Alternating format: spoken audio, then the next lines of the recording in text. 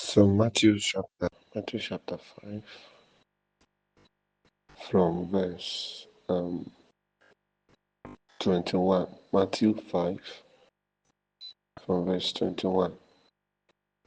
Ye have heard that it was said by them of old time, Thou shalt not kill, thou shalt not kill, and whosoever shall kill shall be in danger of the judgment. But I say unto you, that whosoever is angry with his brother without a cause shall be in danger of the judgment. And whosoever shall say to his brother, Raka, shall be in the danger of the council. But whosoever shall say, Thou fool, shall be in the danger of hell. We discover that the first one, if you get angry with your brother without a cause, you are going to be in the danger of the judgment. Not judgment, but the judgment. Are you there? Now, if you now say Raka, you will be in the danger of the council. But it shows that this last statement follows a different progression. Because if it follows the same progression, it's supposed to be and. Do you understand? And whosoever shall say, Thou fool. But the Bible uses the word but to show that there is something about it. Because somebody asked me a question. The person said, Sir, but in the book of Galatians, Paul referred to the Galatians as foolish. Oh, you foolish Galatians. So does it now mean that Paul is in the danger of hellfire? Are you there? So it was not only Paul. There were some people that even Jesus looked at them and he called them fools, especially the Pharisees and the Sadducees. So does it now mean that Jesus himself is in the danger of hellfire? We are going to consider this as the Lord helps us this morning. The first statement there, if you get angry with your brother without a cause, you will be in the danger of the judgment. I explained that yesterday, right? Now, the judgment there, if you want to understand it, we'll need to quickly travel to Matthew chapter 7 from verse 1. The first statement there says, Judge not, that ye be not judged. So when you get angry with your brother without a cause, meaning without any reason, and then they came to you and say, No, you don't offend me, but I just eat you. You get angry with your brother without a cause, without any reason. You are going to be in the danger of the judgment. So this judgment here is the one that Matthew 7 verse 1 is referring to. That's the judgment of a man. So to be in there, if you look at Matthew 7 1, it's a judge not, that ye will not judge.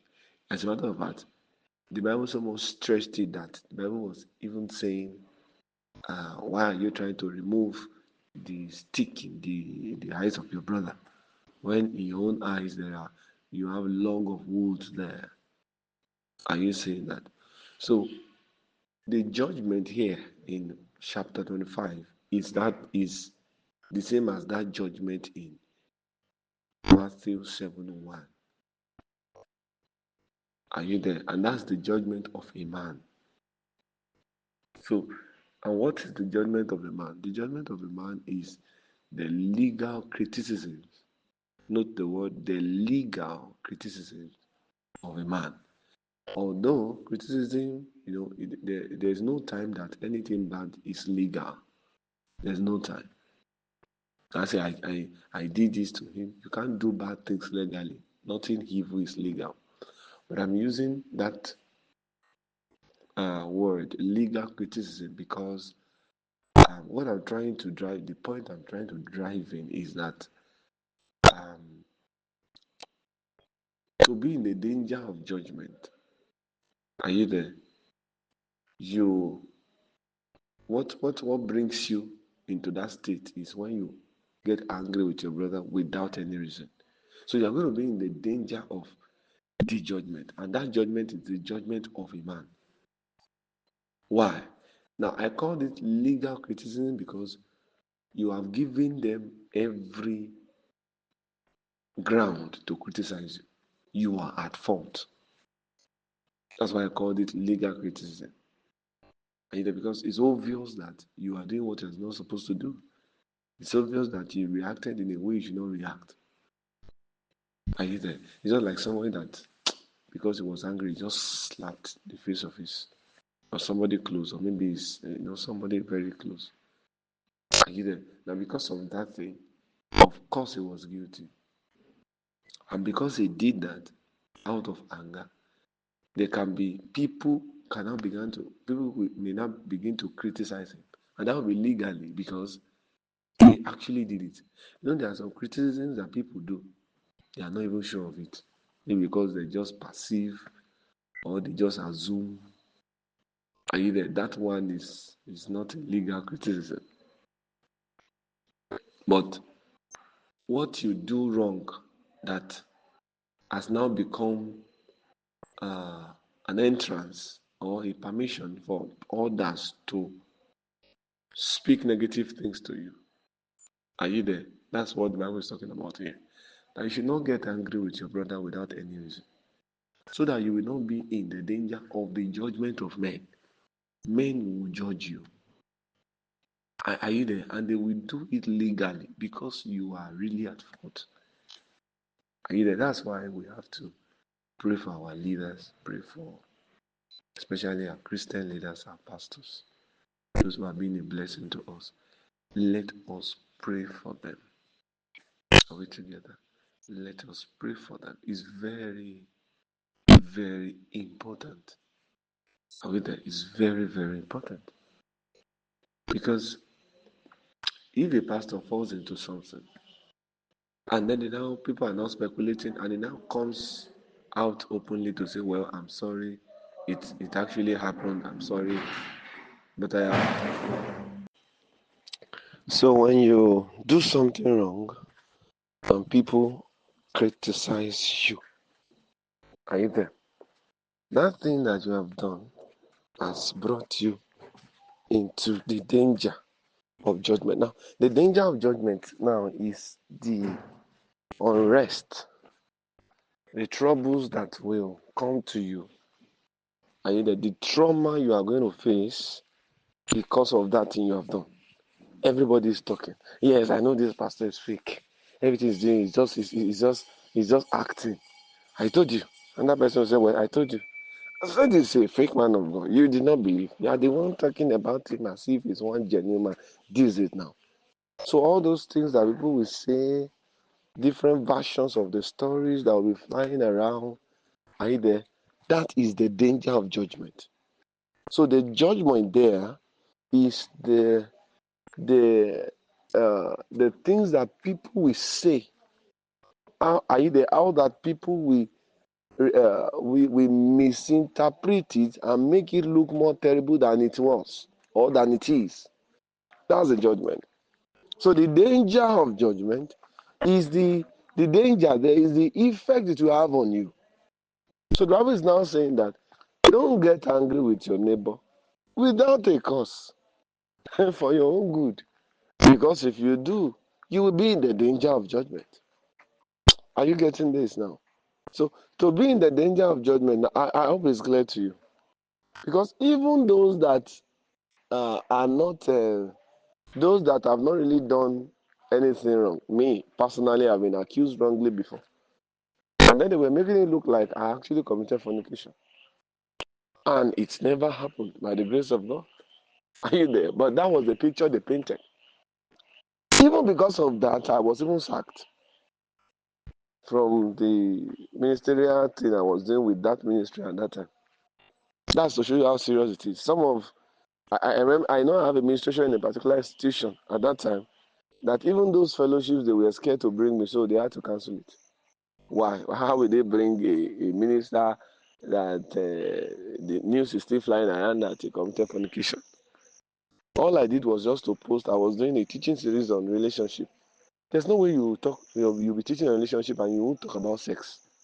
So this particular week, I was talking about sex, and then one of the elders said, "Ha, this young boy, he's not even in a relationship, and he's talking about sex like this. He must have done it." That was where my problem started from. And that thing escalated. Maybe my fault was that in that period, maybe I should have hold on my series a bit and let the air blow on it. But for me, I just felt no, this is the assignment of the Lord. Now young people, that's youthful exuberance. Sometimes we are not willing to wait to calm down. Me in the process, I still continue doing my series, so it now make it look more real to some people that okay, this brother must have me. And that point in time, although everything I was teaching was by inspiration, I was not even in a relationship at that time. But it's obvious that this young boy is actually being inspired by the Lord, because the things I was writing, although they are true, but I have not even experienced them. But that period, the emphasis for the relationship was concerning sex. Are you there? And then, so that period was so serious, maybe if I had slowed down a bit at that time when the persecution was high, especially a young boy being persecuted by elders, and then with the way things are, you can't really conquer, you can't really overcome an elder, whether they are right or wrong. So, but for me, I did not pause the series. I was still teaching and teaching, because me, I felt, no, this is from the Lord, how will I stop? So I felt, well, it's just persecution. I should not allow persecution to stop me. So that made it more real, and then escalated and escalated. Are you there? Now, that is wrong accusation. Now, not to talk of what the Bible is not talking about in this place. If you get angry with your neighbor without a cause, without any reason, you will be in the danger of the judgment. And that judgment is the judgment of men. Just like I was saying, as revealed in Matthew 7:1. So that judgment in Matthew 7:1 is the judgment the Bible is referring to in chapter 5. So don't get angry with your brother without a cause. And when you say brother there is being used to is being used for both the male and the female. Are you there? So the judgment is the judgment of a man. Are you there? So the judgment there is what men will say. The danger there is the effect it will have on you. Are you there? So it is one thing to be criticized for something that you did not do. It is one thing for people to accuse you wrongly. You slept with that brother. You slept with that sister. Are you there? That is one thing.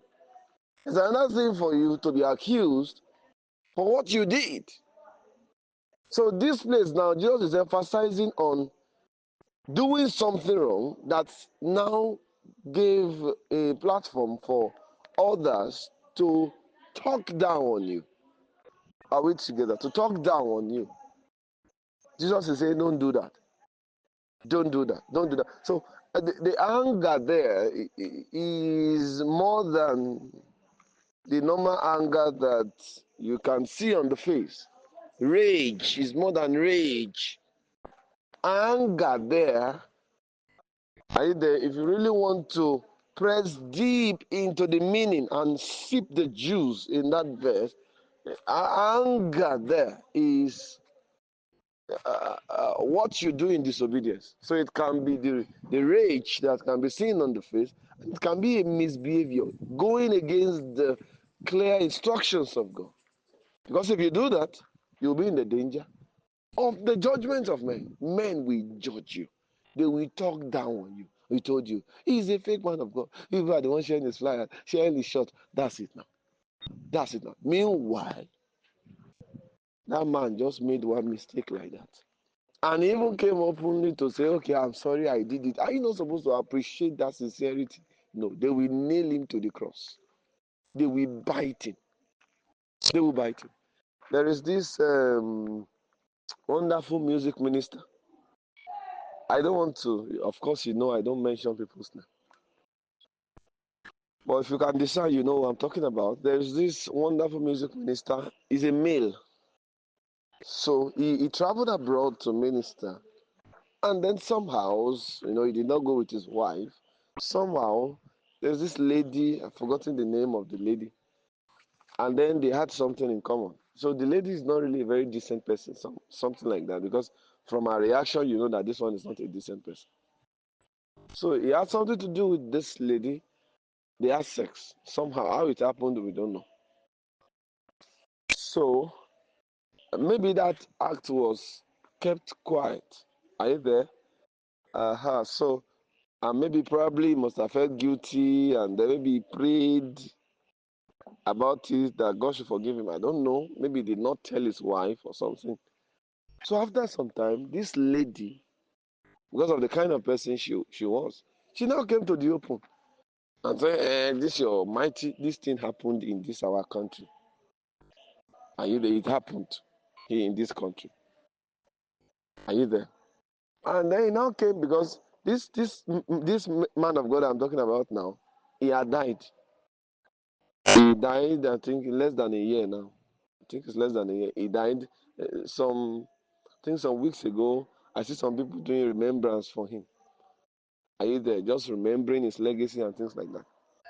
Now, this sister now came out publicly online and said, this is your mighty music minister. Slept with me. Tell him to come and say that what I said is not true. Go and ask him. And then you know the way people would do. You know how people will react. They went to him, blah, blah, blah. Is this true? Then the music minister now came up openly and said, I'm sorry. I apologize to the body of Christ. It happened, but was not intentional. Guess what the lady said? They said, because me, I'm pregnant and I'm not ready to abort it. Can you see that? I think it's slightly more than a year, but not up to 2 years. I can't really remember the duration. He said, me, I'm pregnant. Me, I'm pregnant, but I cannot abort it. Okay. Now, till now, the lady that said she's pregnant, she has not given birth. So obviously, she was just doing that to destroy the image of the man. Are we together? A lot of things now began to spread. This man that will be singing, we will be inviting him to their churches, is fake. A lot of things. Are you there? That is what the Bible is talking about in this place. If you choose to act in disobedience, you will be in the danger of the judgment, which is the judgment of men. Men will judge you. The danger there is you will not be at peace. You will experience unrest. The danger of men is the insult of men. It's better not to even be guilty. Are you there? The only set of people, for me, if somebody comes like that and see, one thing is, there's one attitude I appreciate. And I know it's not me, it's Christ in me. It doesn't matter what you have done. Are we together? I've heard there are several things that people have told me things in this life, and I know I'll still hear more. What have you, some of you, when people want to speak to me and they say, sir, what I want to say is terrible, I just laugh. In my mind, I'm thinking, what do you want to say now that I've probably not heard? Somebody have told me how that she put her mouth in another person's private part, and maybe I don't know what she's doing with it. I've heard, as crazy as that is, I've heard it. I've heard it. Somebody that opened up herself and allow another person to be touching her private part. I've heard it. So what do you want to say? I've heard those, as dirty as those things is, I've heard it. Are you there? But based on the workings of God in me, it doesn't matter how dirty what you have done is, how terrible it is.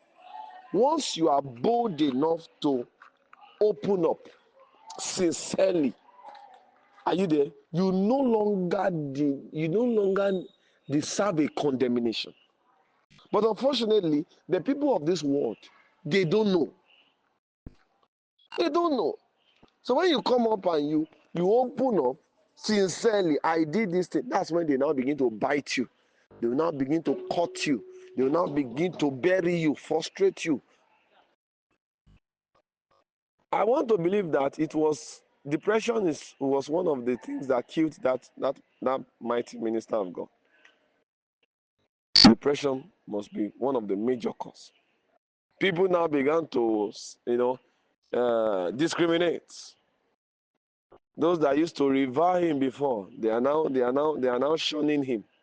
Meanwhile, they themselves, what they are even doing in the secret is more worse. That is what you see.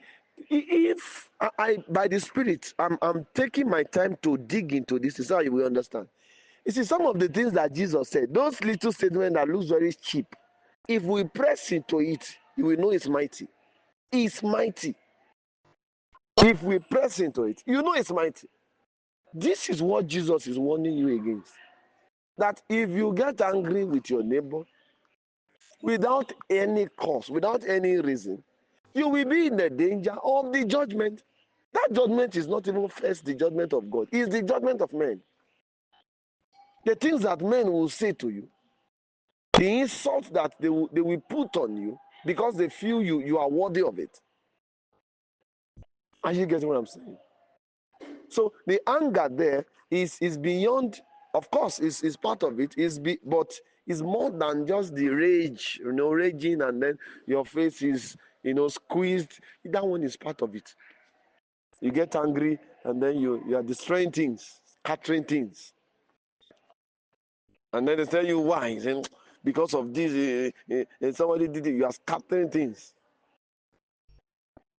Every misbehavior you engage in brings you into the danger, brings you closer to the danger of the judgment.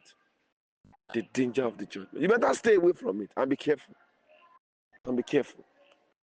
So if you get angry, I told you that anger there is misbehavior. Is summarized in disobedience. So it may not necessarily be the raging of a man. It can be other forms of disobedience to God, which can, are you there? That anger, there's anything you do that can make the world feel that they have right to condemn you or to speak down on you. That's the thing. And Jesus is saying, stay away from it. Stay away from it. Stay away from it. Some of you are doing some things now. They are because you can hide it. You are still doing it. Better stay away from that thing. Soon you'll be in the danger of the judgment now. The day somebody will catch you there, and then they will now, because you are a child of God, you cannot lie. You know, okay, tell me that you did not do it. Tell us I did not do it. You know, say, well, I'm sorry. You will know that day. That's when you will know the weight of this statement that Jesus made that is looking simple. That day you will know the weight. You better desist from those things. Those misbehaviors. Better stay away from it. So that you will not be in the danger of the judgment, which is the judgment of men. Are we together? The first one, let me begin to do a recap now. So before I now explain the last one, because there are three statements there. So the first statement is, don't get angry without a cause, so that you will not be in the danger of the judgment. And then the second statement is, don't say raka to your neighbor, because if you do that, you'll be in the danger of the council. Are we together? So what happens? It is a progression. But you see, the last statement is not following this progression. That's why you see the Bible use the word but, not and, to show you that it's not following the same progression. Are you there? Now the last statement, the Bible now says, but if you refer to somebody as a fool, you will be in the danger of hellfire.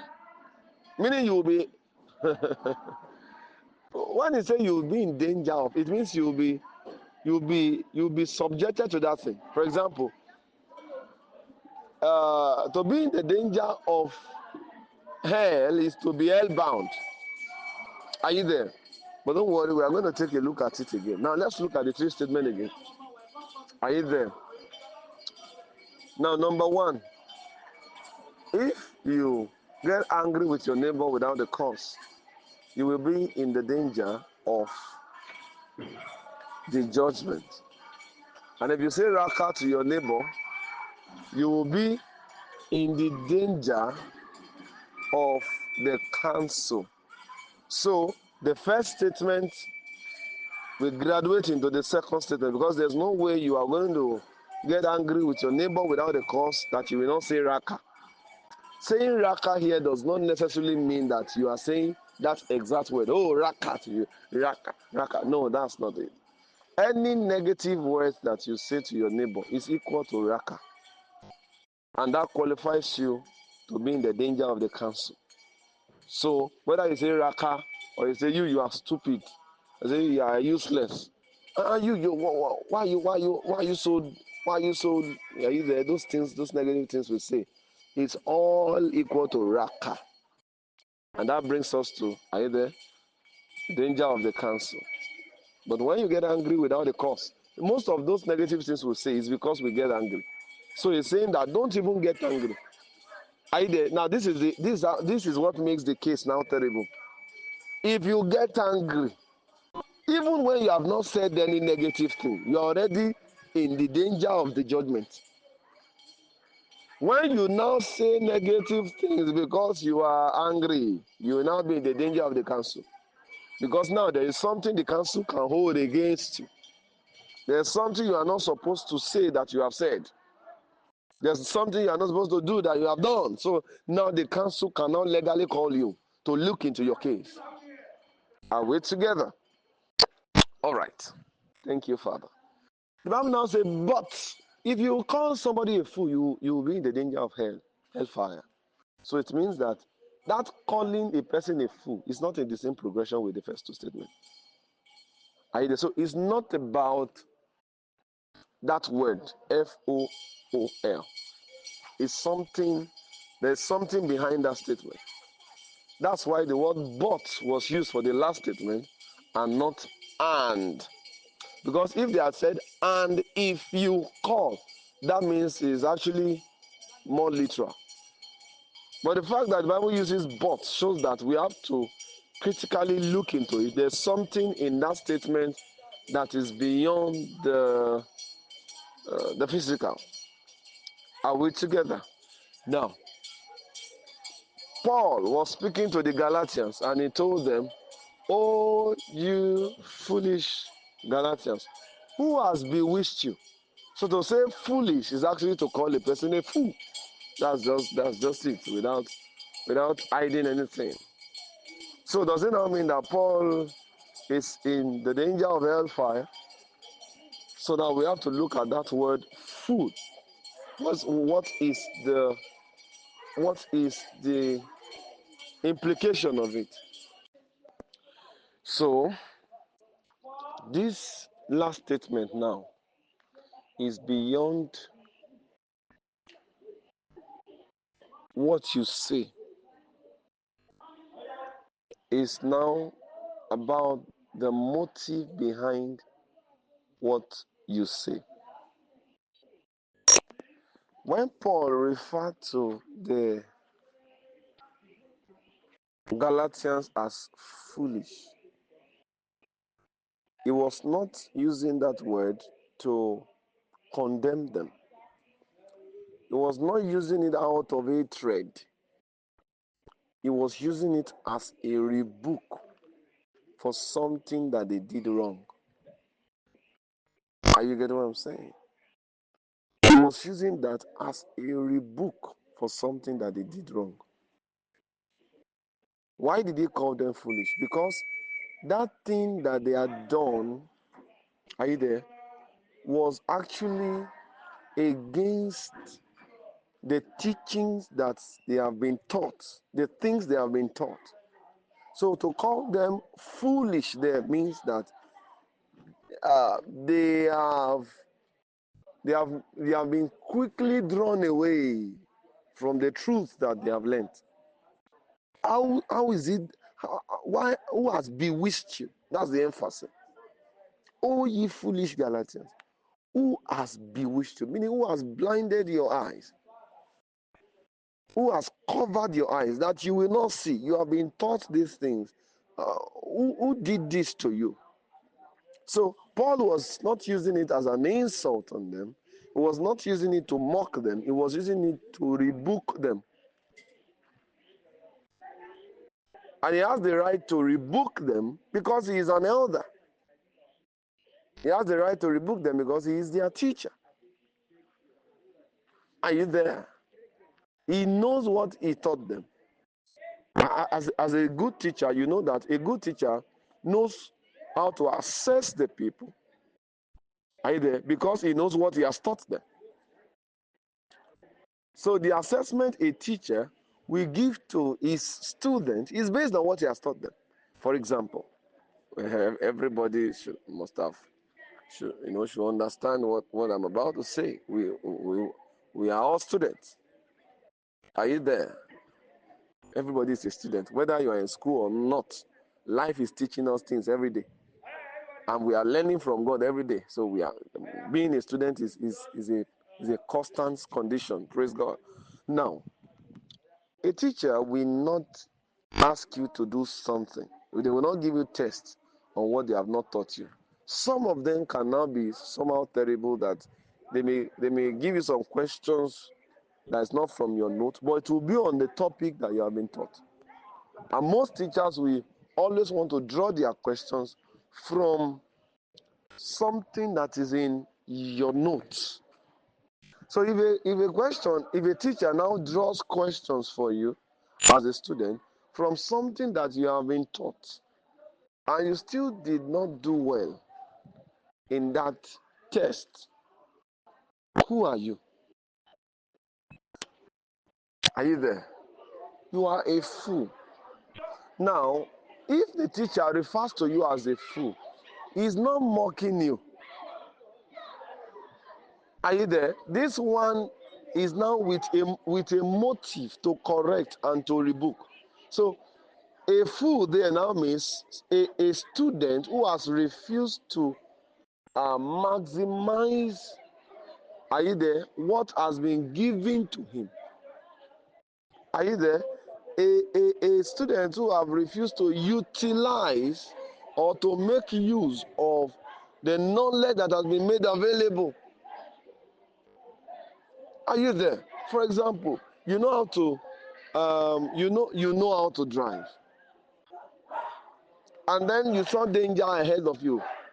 Instead of you to just drive your car and move faster, you drop the car, you left the car, close the door, close it well, and you were now running away. You were now running with your legs. So if on the way you fall into the river, you broke your leg, you injured yourself, why did that happen to you? It happens because of your foolishness. Why? You have refused to apply the knowledge that you have. You know how to drive, but you refuse to apply it. Are you there? So in this context, are you there? A man who has known the truth but have refused to apply the truth is a foolish man. And that's not an insult. That's a rebuke. That's how to rebuke the man, because the knowledge is there, but he has refused to apply it.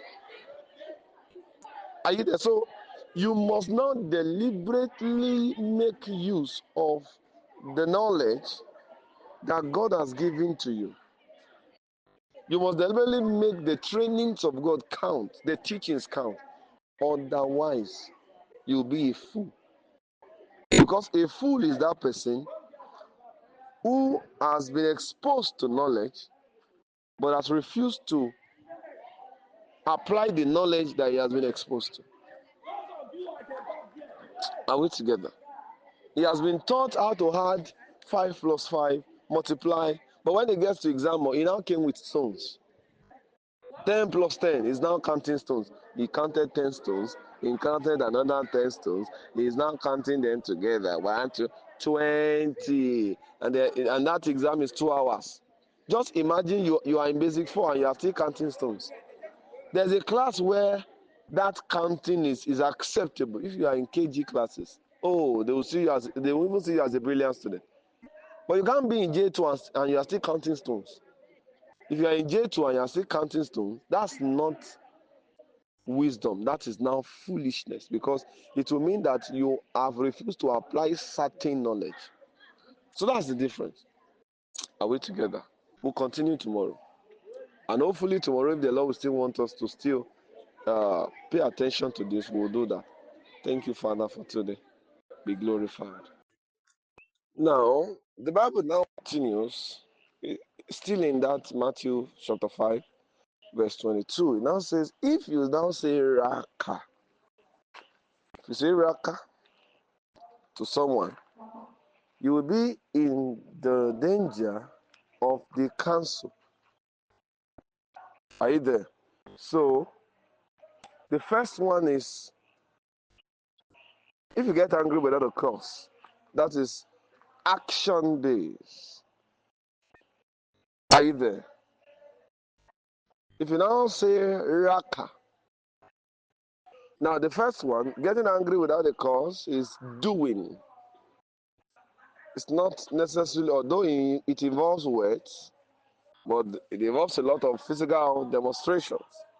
So meaning that if your physical demonstration is wrong, you will be in the danger of the judgment of men. Danger of the judgment, because men will criticize you. Now the second one, if you say Raka, you will be in the danger of the council.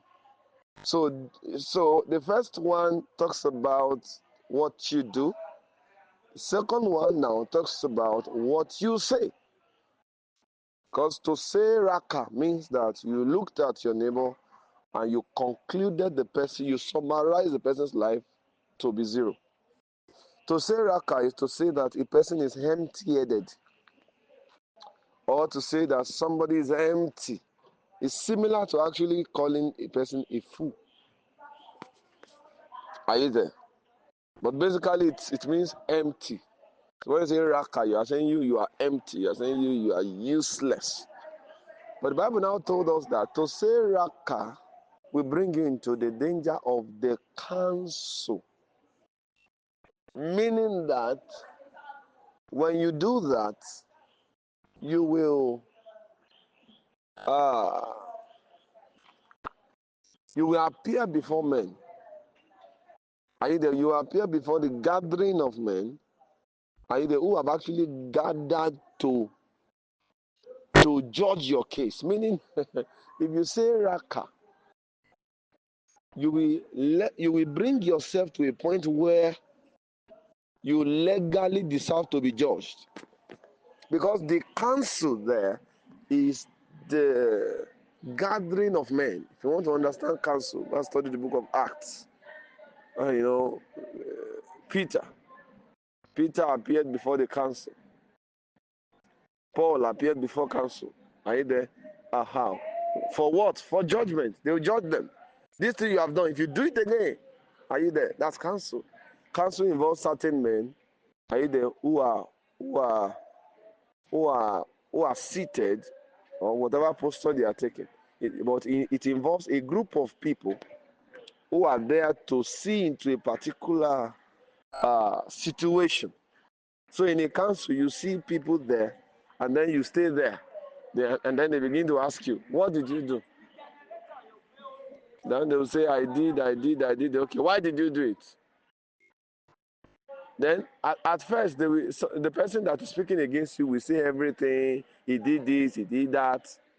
What I'm saying now, if you study the book of Acts, you will understand better.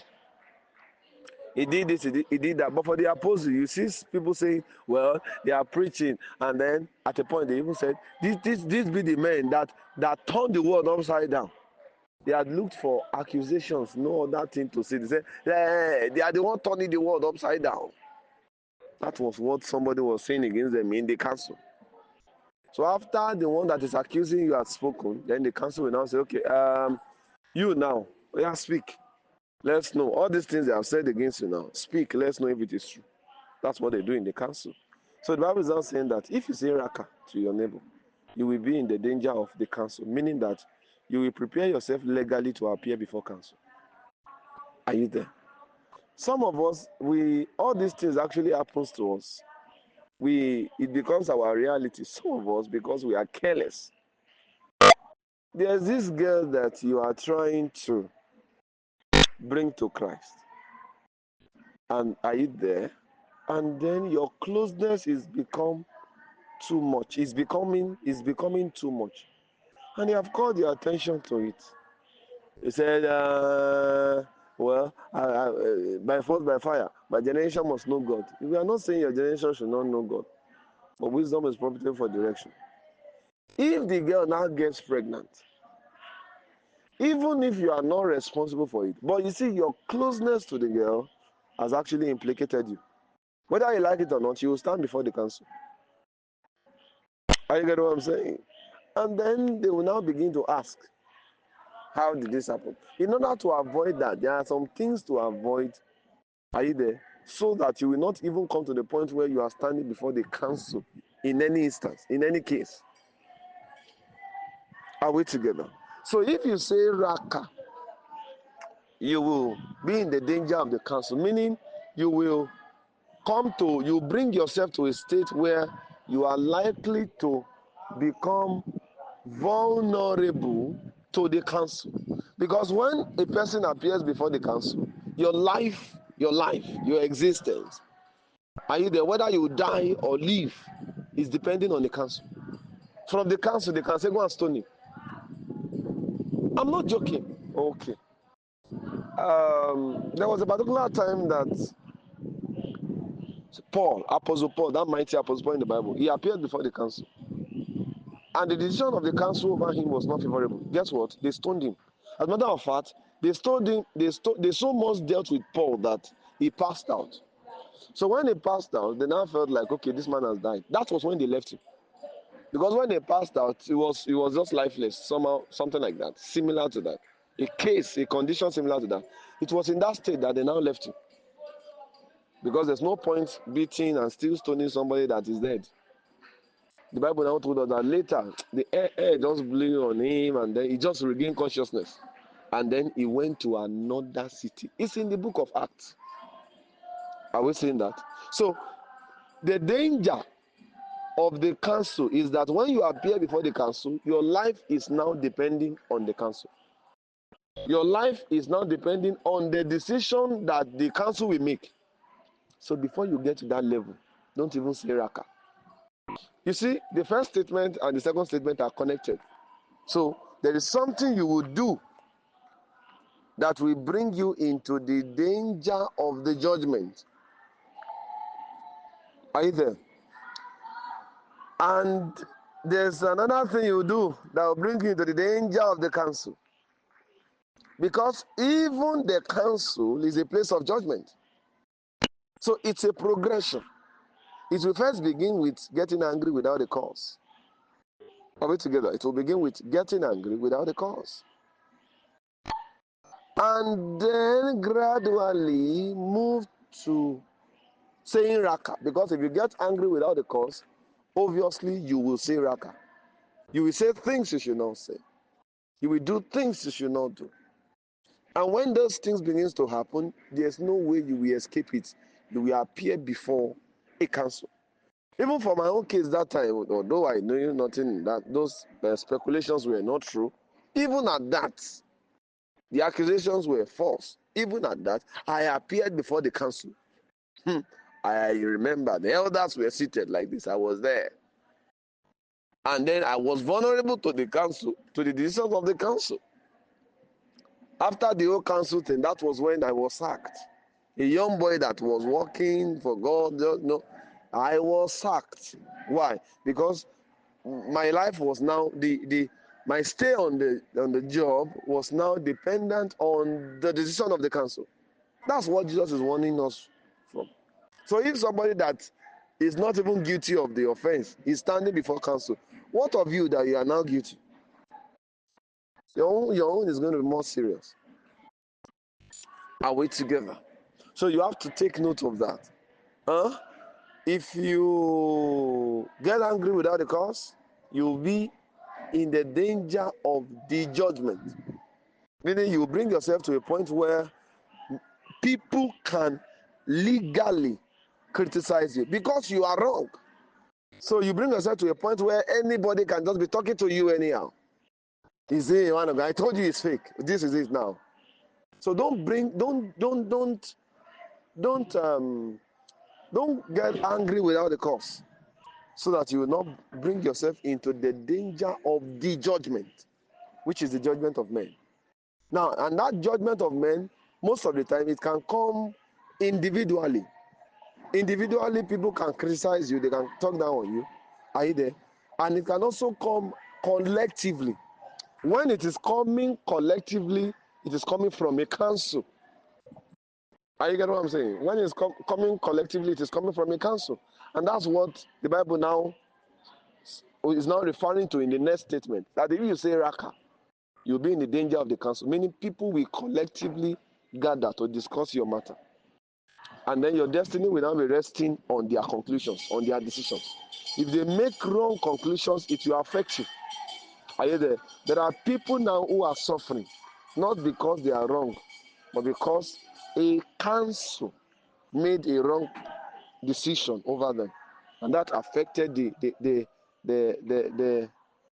graph of their acceleration in life. Be careful.